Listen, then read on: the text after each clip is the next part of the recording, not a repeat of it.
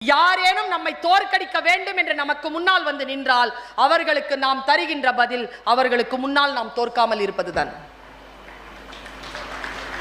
தோத்து போய் அவங்க வாசல்ல மயங்கி கிடந்தீங்கன்னா அதை விட சந்தோஷம் வேறு என்ன அவர்களுக்கு நீங்கள் கொடுத்து விட முடியும்? உன்னால் நான் பாதிக்கப்படவே இல்லை என்று சொல்லுவதுதான், இதோ வளர்ந்து கொண்டே இருக்கிறேன் என்று சொல்லுவதுதான், ஆரோக்கியமாக இருக்கிறேன், சுயமரியாதையுடன் இருக்கிறேன் என்று சொல்லிக்கொண்டே இருப்பதுதான் நம்மை ஜெயிக்க வேண்டும் என்று சொல்லுபவர்களுக்கு நாம் தருகின்ற பதில். இந்த லேயர்ஸோட இருங்க. இப்போ சொல்ற விருப்பமானதை செய்கிறீர்களா? எப்படி செய்யறது? செஞ்சால் பலன் கிடைக்குமா? சிந்தித்து பார்த்து செய்கையை மாத்து.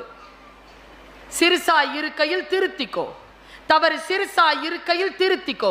தெரிஞ்சும் தெரியாம நடந்திருந்தா அது திரும்பவும் வராம பார்த்துக்கோ. இவ்வளவுதான் என் சித்தாந்தம். தவறே செய்யாதவர்கள் யாரேனும் இருக்க முடியுமா?